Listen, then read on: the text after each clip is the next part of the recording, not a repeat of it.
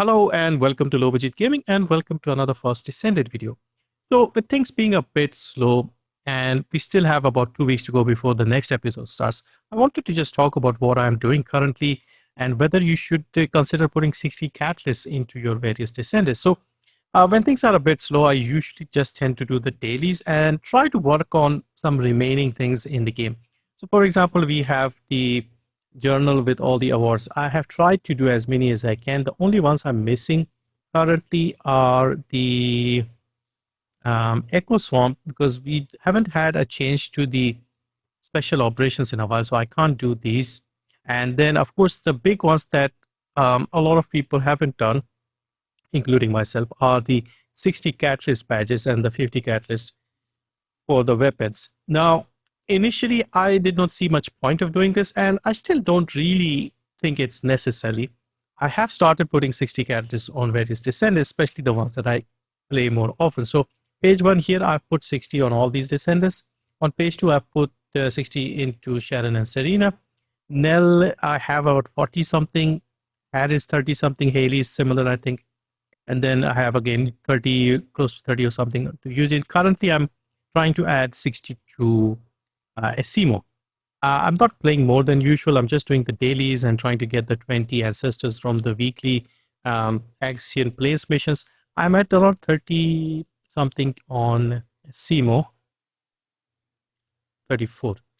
So yeah, I think by the time we get to episode 4, I should have 60. Now, the idea behind putting 60 into normal Horsiemo is that when the ultimate version comes out, I'll use the photon imprinter. I have a couple of them saved up, and then I will try and transfer all the 60 onto ultimate Horsiemo, and that way not only will I get 2 on the medal for the 60 on several Descendants, but also I'll have a lot more flexibility when I start working on ultimate Horsiemo, and I can try out different builds and things like that. Now, one of the reasons, of course, is the crystallization catalysts are a lot easier to get nowadays. Initially, it was difficult back in season 1 when I was experimenting with builds for the weapons and things. I was struggling to get any crystallization catalysts because they took 7.5 hours. They're still technically 7.5 hours to research, but a lot of things have been improved. They tend to give away a lot of crystallization catalysts these days via the different events. So right now we have the login event, and we just got one on day 24. There's one on day 16. There's one on day 31. They also had one on day 3 and day 9. So they tend to give these away quite generously. We get the crystallization catalyst blueprint quite generously from various things. Even ETA 0 tends to have a box of all the resources every week for the crystallization catalyst. If you do the accelerate research currently, you get 1 crystallization catalyst. If you complete a void vessel, you get another box of the research materials for the crystallization catalyst. And of course, if you want a reliable mission for farming crystallization catalyst, I tend to do the void vessel medium-sized facility on normal difficulty, because you tend to get the same amount from normal and from hard, and normal is just faster and easier. I tend to use normal Freyna, ultimate Freyna with a normal build like the toxic stimulation, and you can clear that mission quickly. Now, of course, at the end, when you select the box, you have to select the final one, and if you are lucky, you will get the material box. I would say I get that around 1 in 3 attempts at least, sometimes even more.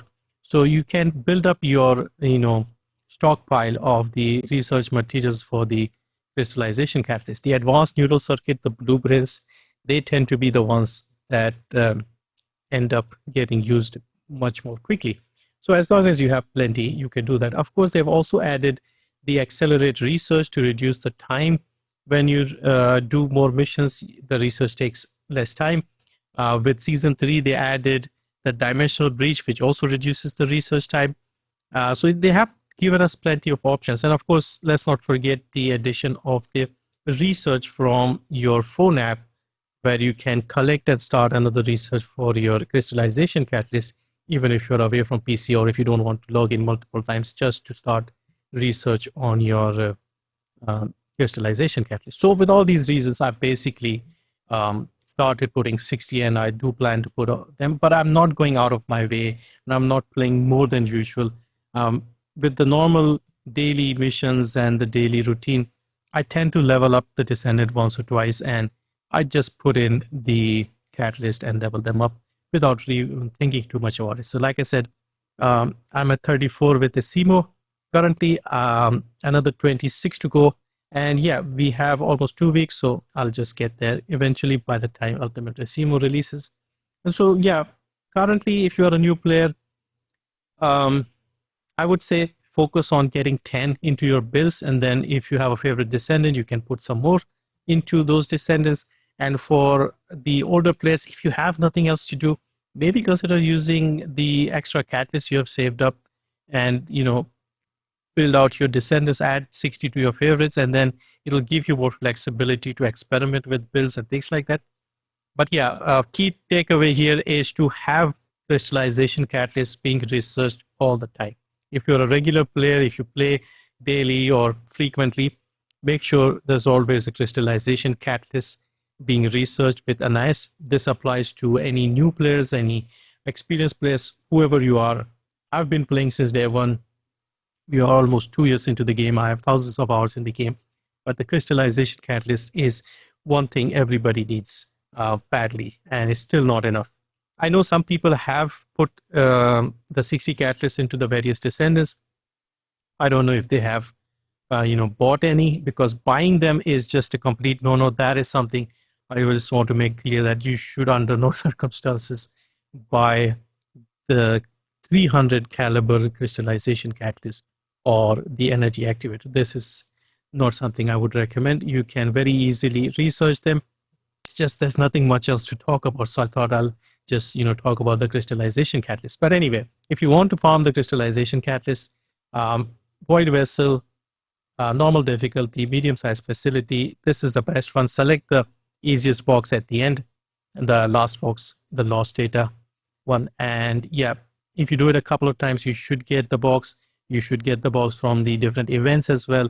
And as long as you're researching 2 to 3 every day, you should be on top of things. I would say focus on the Descendants first. With the guns, if you have a few statistics that are common across several Descendants, like the Secret Garden or the Exterminator, I tend to use with several of the Descendants. I tend to put the catalyst on these two. Maybe the Shadow Sword would be a good one to do as well. If you play a lot of Reyna, for example, you could put it on the Fallen Hope. So a few weapons like that, maybe the Restored Relic for Glay, things like that. So level them up. And I also wish they gave us XP for things like the Void Erosion Purge. I think at this stage, they should give XP for doing those as well. I have done the 1,000 times of the Void Erosion Purge 10, but I wish they gave some XP for that as well. And I also wish they gave more XP from the breach striking missions, because all those missions are good, but they don't give enough XP to level up the Descendant, in my opinion. So I think if they increase that, it'll encourage more people to do that, and also add more research time reduction. So if you remember the Onslaught beta we had, they had about 20 to 22 minutes research reduction if you completed the Onslaught. I think that was excellent, and that will be very encouraging for people if they want to build Descendants and get more crystallization catalyst done. I think that's a good idea. Do that a few times and you're already saving hours from your research time. Anyway, I'm just rambling at this stage. Let me know what you are doing, how you are preparing for Ultimate Horsiemo. You can play Ultimate Horsiemo. You can, put the crystallization catalyst into Horsiemo. We will get the photon imprinter when we get the ultimate version of Horsiemo and a free Descendant slot. So yeah, so you can prepare by doing that. Maybe have some reactors and other things like the dimensional analyzers and things like that ready to go when Ultimate Horsiemo releases. But yeah, other than that, things are a bit quiet. I've been usually playing other games as well. But yeah, that's it. Thank you for watching. Just wanted to keep in touch and see how everyone's doing.